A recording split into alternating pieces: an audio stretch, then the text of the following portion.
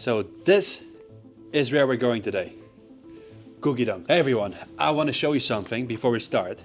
So here I have a map. This is the map of Gugi-dong, a neighborhood in the Jonglo district. And if you look at the map from up close, you see that about 10% is residential, is where the streets are, the buildings are, where people live. But the other 90% is within Bukhansan National Park. And I am curious about this 90%. Today we will explore this neighborhood with Shawn, folklorist Shawn. He has been in several of my videos already, and he's gonna show us the secrets hidden within this 90% of Bukhansan National Park. And I can't wait what kind of mysteries we can find in this area.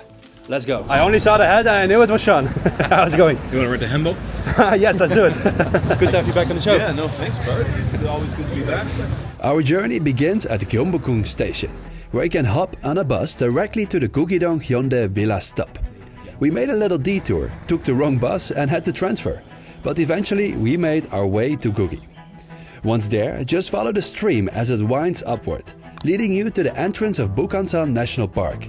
That's where the real adventure begins. With Shawn, it means it's time for a new hike. Will we find anything interesting in that 90%? Absolutely. I mean, we won't be able to see all of it. We'd be here all day. But definitely, there's a lot of beautiful things in this area. This is the first part of Bukhansan National Park that I came to 24 years ago. It's close to the city, yet far away. Right on the edge almost, yeah.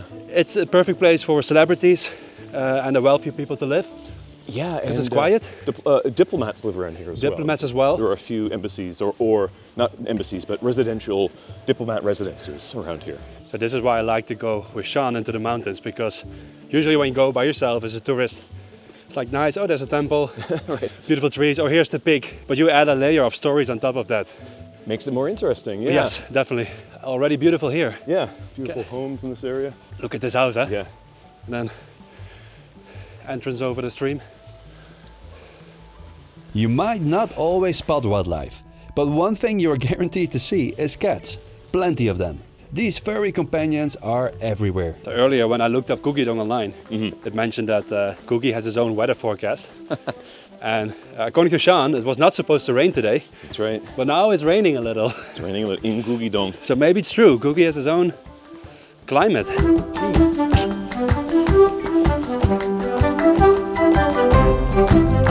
Yeah, that surprises me every time how many cats there are on the mountain. Wonhyubong is just full of cats. There's so many cats up on the summit. It's almost like a feature of the national park. Well, it's nice because you don't get to see too many wildlife in Korea. Yeah. At least you get to see cats. Just jump and run. He's a much smaller cat. He got him good though. Look at that cut on his face. Wow. Like that's a huge gash. Are you okay, buddy? That's, oof. So we have a situation right here. Yeah.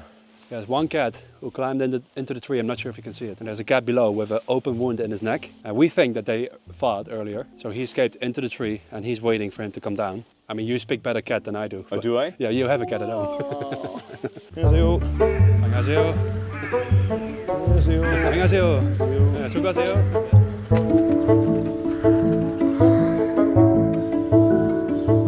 We're gonna go up to this area here, Seunggasa. Seunggasa. We walked about 800 meters. All right, the history of the park, Shawn. Okay, yeah. The National Park Services and the national parks themselves were established in Korea in the late 60s. And I know a man, or I knew him, he's since passed away. He was a great mentor of mine. His name was Ham Tae-shik.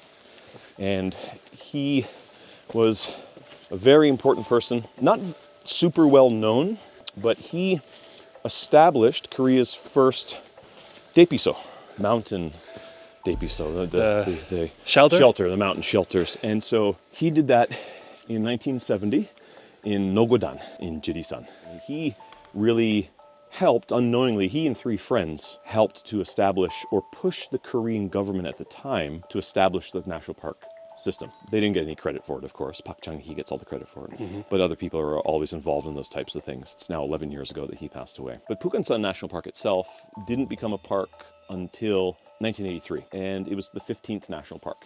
Just the history of the park itself was established because this being so close to Seoul, it really should be protected because there was so much rapid development going on. Coming from Canada, I'm pretty sure you have seen beautiful landscapes. Yeah, Enough mountains in your life. Yeah, very much. So how do the mountains in Korea stand out from other mountainous areas in the world? That's a good question. I get asked that quite a lot. Definitely what's really different about the mountains, say in Canada, spiritual culture that's in the mountains here is more evident.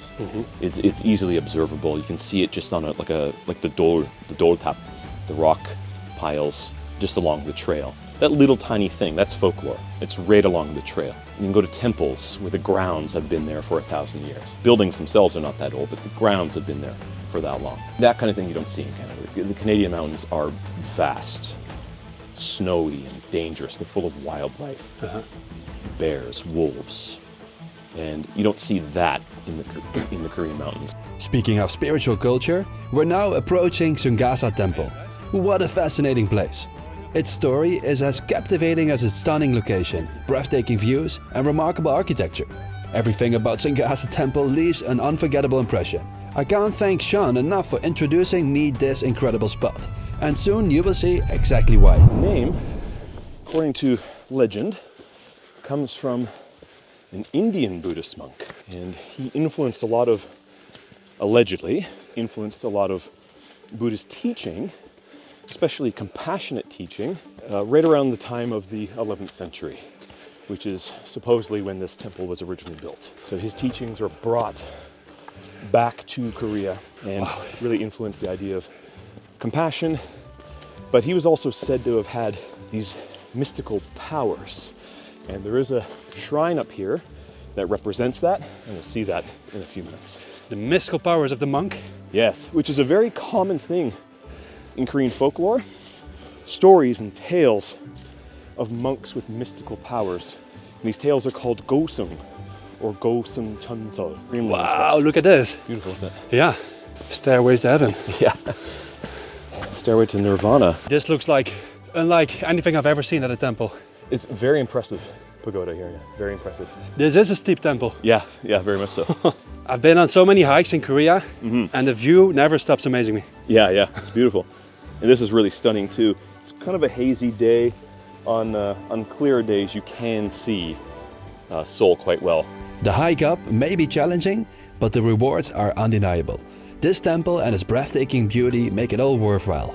Now that we're here, let's seek out the Indian monk Seunggasa shrine and immerse ourselves in its mystical powers firsthand. Is that the Heche? No. No? Good guess though. No, this is called Kwimyeon. The Kwimyeon are guardians. They're put here and see the very strong stare, powerful stare, kind of frightening looking. They always have something in their mouths, often a lotus plant of some sort. And they ward off evil spirits. So this is the shrine here, the grotto that enshrines Seunggasa. And because he did have these mystical powers, allegedly, according to the legends, one of his powers were the ability to heal. So he had curative abilities. And so people come here today in the grotto where Seunggasa is enshrined to find cures. If they're sick for whatever reason, they'll come here and they look for healing of some sort. What do you have to do? Just pray or touch something? Or Yeah, so inside Seunggasa is enshrined. There's a stone statue of him, and they pray to the shrine, to the statue itself. Oh, well, it never hurts to get some potential healing. That's right. Ooh. Wow. Check it out. So these are the 108 steps that lead their way to the carving of a Buddha. Wow, that is huge. Yeah, at the top there. I saw it on the photo and I thought it was like Tiny? Tiny? Yeah, no, it's big. Oh my gosh. I see how the colors have changed based on where the rain drips down. Right, the erosion. Where it doesn't.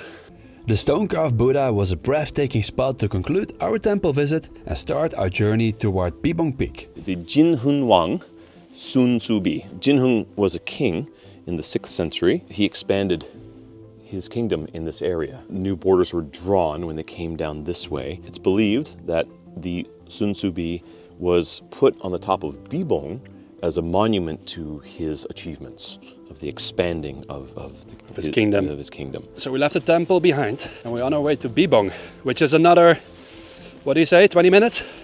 From here? From here? Yeah, about 20 minutes. All right. The climb isn't getting any easier from here, but with every step, the scenery becomes more spectacular. But you never get enough of this, huh? Nope.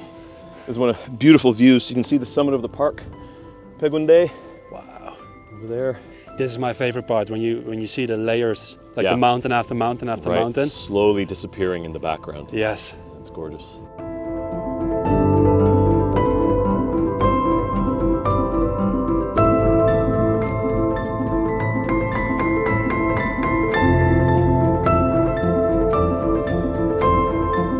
All right, we made it to the top. Here we are. Bibong, what was it? Bibong? No, DPP? Bibong. Bibong. Yes. Bibong. I lost some brain cells along the way. Wow, look at that. Look at the city. Beautiful. See Look at all the shiny. shining right roofs. across the buildings. Nice. I'm pretty sure this is the same size as the actual one, Uh-huh. which is in the National Museum. And then we found it, the legendary King Jinheung Sunsubi.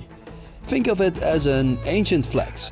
These victory markers boldly declared Shila's new borders after each expansion, like prehistoric Google Maps pins. They celebrated the kingdom's territorial milestones.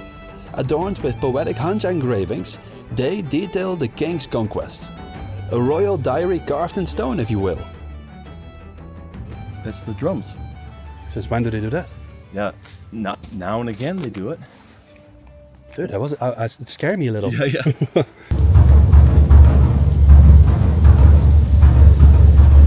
As we descend through darkness, the rhythmic echo of temple drums fills the forest, guiding us onward. Our destination? One of Shawn's favorite spots to end the day. A cozy gem where a cold beer, steaming hot ramen, a crackling fire and a breathtaking night view of the city await. The perfect way to wrap up an unforgettable hike. Alright guys, this concludes Gugi-dong. Number 99 out of the 467 neighborhoods already. We're almost at that 100 neighborhood milestone. So Gugi-dong goes on the map as the hidden mysteries of the 90%. Yes, that's it for today. Thank you for watching. See you in the next video. Haru.